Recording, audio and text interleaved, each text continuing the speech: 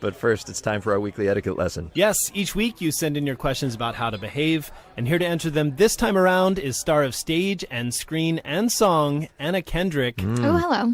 Hey, welcome, Anna. Gosh, that's you. Nice. That's a nice intro. It gets better. Much more to go. That makes me sound really classy and like worthy of giving advice, so that's smart. That's what we're trying to do here. Wait till you hear the rest. Yeah, so apparently, I'm going to keep going here. Great. Anna spent part of her teen years on Broadway, winning a Tony nomination for the musical High Society at age 13. That's pretty classy. Nice. She earned an Oscar nomination for a performance opposite George Clooney in Up in the Air. I've heard of him. And since then, starred in films like Into the Woods and the mega hit Pitch Perfect. In the new comedy Mike and Dave Need Wedding Dates, Anna plays one of the titular dates alongside Aubrey Plaza. Their characters answer a Craigslist ad from two guys seeking, quote, nice girls to take to their sister's wedding. But these ladies turn out to be rather not nice. It's a little raunchy, is what I'm trying to say. And Anna, it's great to have you back on our show. Thanks for having me. That sounds about right. Yeah. I always love it when people say she won a Tony nomination because it sort of makes it sound like I didn't lose. Yeah. Oh, yeah. But that's You're true. right. It's an honor just being nominated, isn't it? It is, and it's an honor to lose to Audra McDonald because really, who do you want to lose to? Who do you want to lose a Tony to? Probably Audra. She's won more Tonys than anybody else in history, I believe. Yeah, so which means she leaves a trail of tears behind her of losers. I know. It's like this year I was watching the Tonys thinking, God, imagine being someone nominated in a musical category if you were not in Hamilton. What a pointless exercise. That's grim. Yeah. So there was apparently a ton of improvising on this film. According to the director, the first cut of this was 5 hours long. Yeah, there's definitely like enough footage to make 3 movies. When we were making it, I was like, I don't even know what version of this movie we're gonna make because we would do like 18 different versions of everything, and there was a point where I was like, should we all just say the entire dictionary into the camera and then you can just make anything you want? This could be like a World War I epic if you wanted.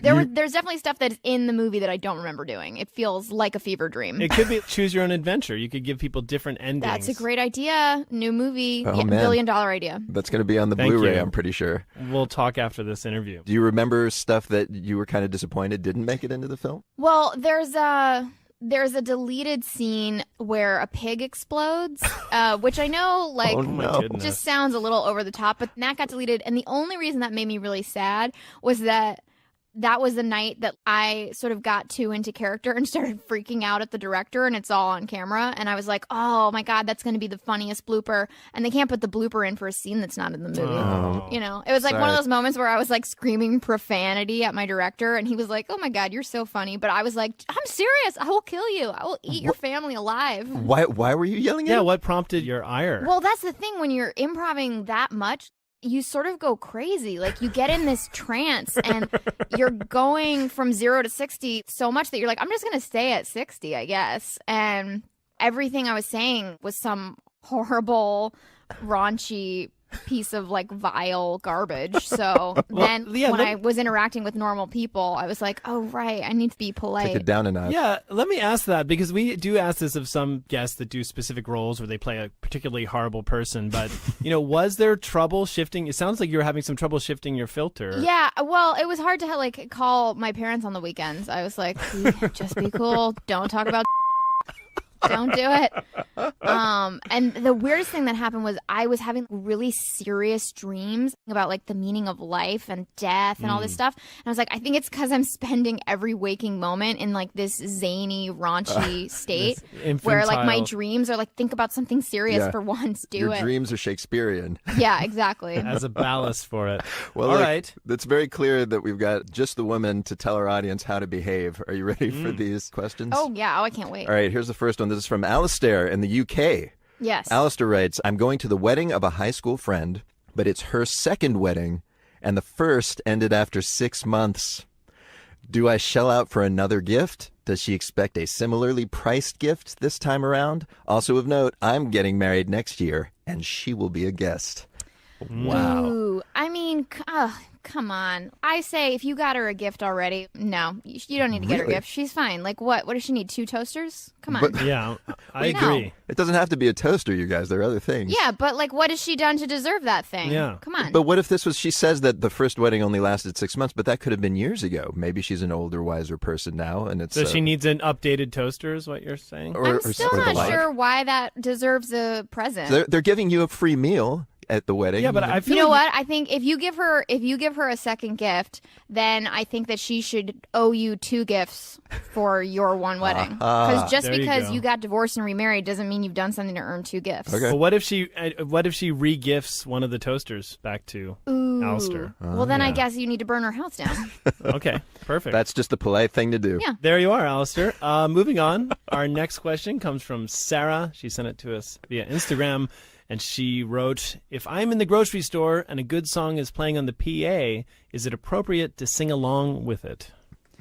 I think public dancing should be more acceptable. I would love nothing more than to see someone dancing in the aisles. If you're just singing along, I would encourage dancing as you got well. a whole production. Yeah. Joy is not an easy thing to come by. And if somebody is like at a 10 and they want to, take that energy and channel it into a grocery store dance, who am I to stop But you?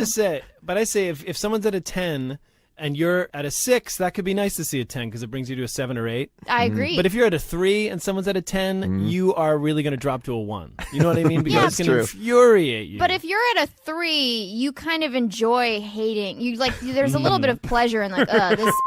You maybe get jacked up to a Oh. 3.5, maybe. That's an interesting point. So even though you'd be dropping, you'd really be going up. I Yeah. like this. Got my number there. Okay. All right. I'm 3. That's my number. You got it. Yeah, here's something from Chase in Oshkosh, Wisconsin. Hard to pronounce, awesome sounding. I often buy food for groups of friends or my roommates, writes Chase. Inevitably, there are leftovers, and I get annoyed when I find that they have been eaten by people who never thought to ask my permission. Is it okay for me to be upset about this? And how can I communicate? Good leftovers are mine. So, okay, so what? Chase is making dinner? Chase is making dinner for roommates? But Yes. he doesn't want the roommates to have the leftovers. Basically, Yes. yes. Oh, boy. Yeah, I don't think you're allowed to call that. Yeah, that's a tricky one because it's, you've sort of made it their food.